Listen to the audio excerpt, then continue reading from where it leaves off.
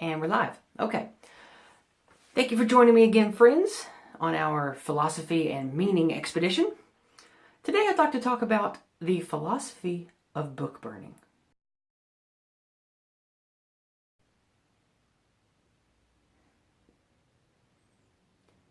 Specifically, why governments and powerful institutions want to burn books. Of course, in the modern era, this doesn't literally mean burning books. We're talking about the censorship on a massive scale by an institution, agency, or government with sole purpose to remove ideas from the table. I believe the most famous version of this that would come to everyone's mind are, of course, the authoritarian nightmares of the 1900s, Nazi Germany, Soviet Russia.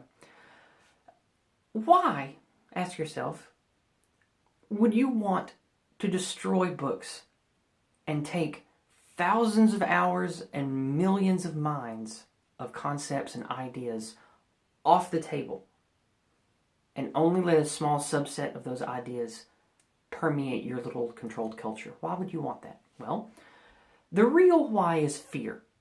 You want the ideology to appear as monolithic, as untestable. And the best way to do that is, of course, to not have anything available to test it.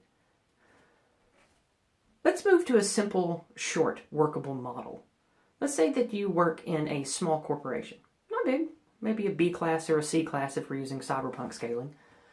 And in your office, you work in research and development for polymers, let's say. And in your polymer research division, you're well respected, and you come up with this wonderful chemical process to make something about your polymer better. One person in the lab says that they can disprove that and that they are going to ruin your work and they are going to become the next person that's great. They show you this proof and you know they're wrong and you know that it's not going to wash. Well, this is one person and you know what they have to show you doesn't threaten you. So you say, that's fine, go ahead. And then nothing comes of it. Okay, let's say this person, when they show you what they are going to use to discredit you in the division, it is accurate, and it does run a risk of deposing you, so to speak, as a well-respected head of your research division, okay? You might fear this.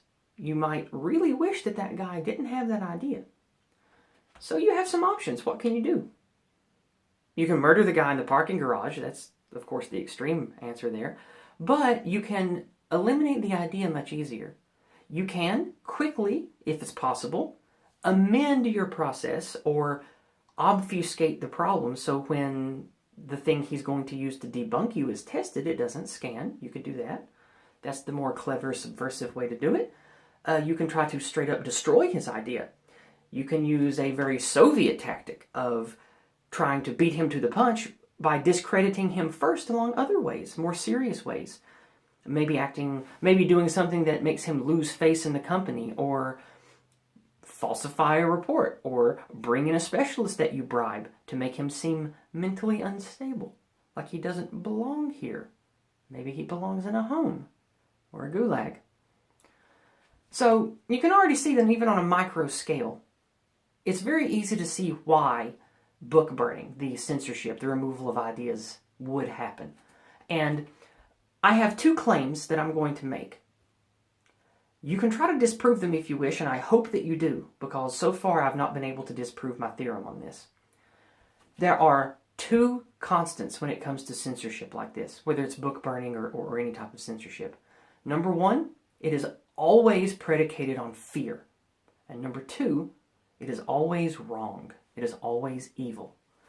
And of course, I'm not talking about small-scale censorship of you can't post child porn on this forum. I'm not talking about things like that. I'm talking about ideas, idea exchange, not porn or whatever. I'm talking about actual debate, actual ideas that matter.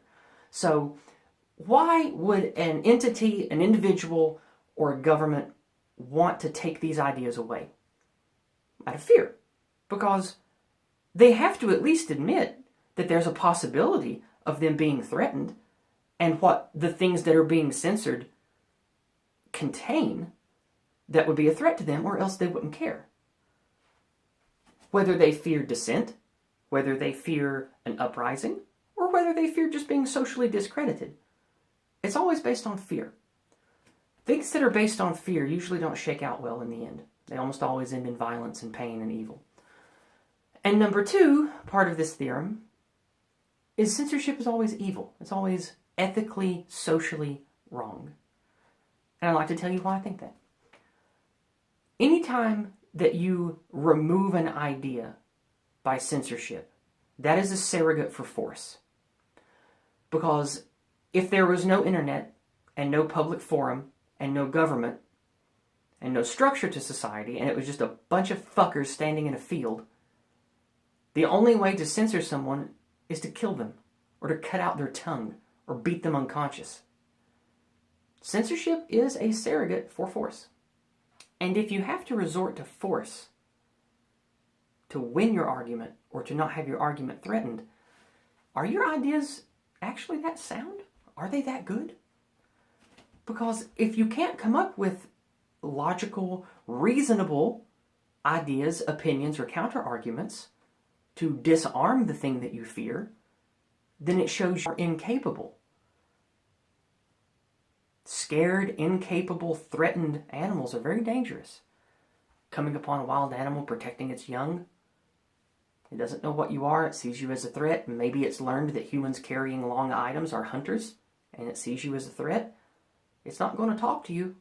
It wants to survive, so it attacks. It attempts to eliminate you, to censor you from its environment.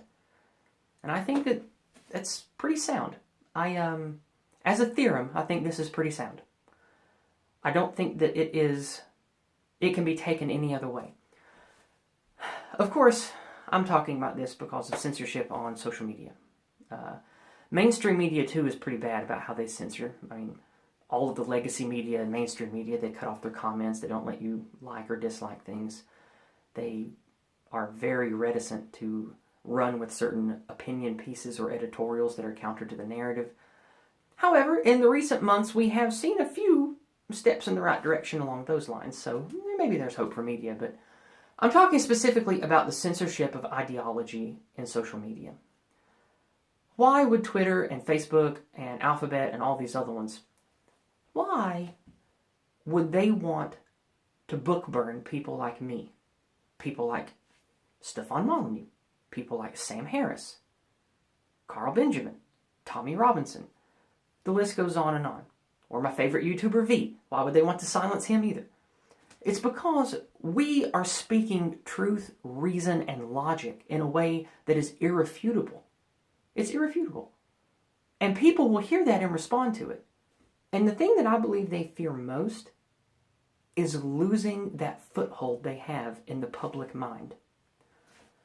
Because let's say the 1,000 loudest voices in the intellectual dark web, let's say they fall silent tomorrow.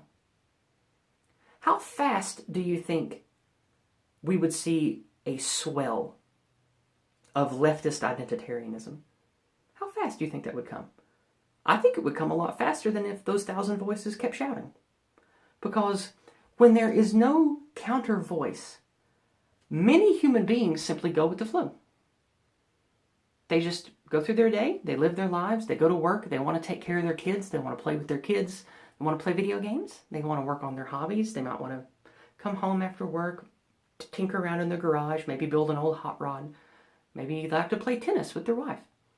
Most people aren't like me.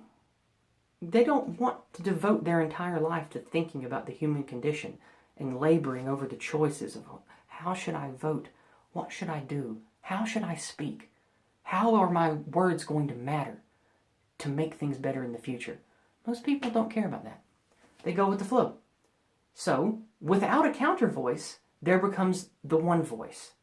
The resonant voice of whatever people hear, and that guides them. That shapes how they think and how they live. And now we're back to the fascists. Now we're back to the Soviets in the 1900s. If you only know the one way, and you hear no counter to it, why would you think different? Why would you step out of line? You only know what you know. And that's why censorship is wrong. It's because you take voices away, and then whoever has the power, whoever controls the book, or the printing press, or the social media, they're the ones who control the tune to which humanity marches. And I think that's very dangerous.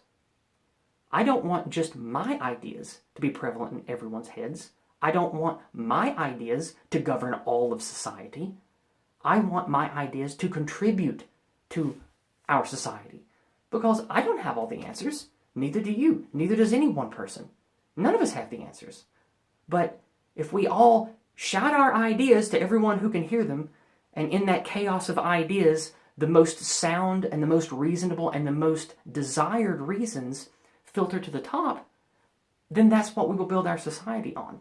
That's the whole nature of why free speech is so valuable, is because we need that.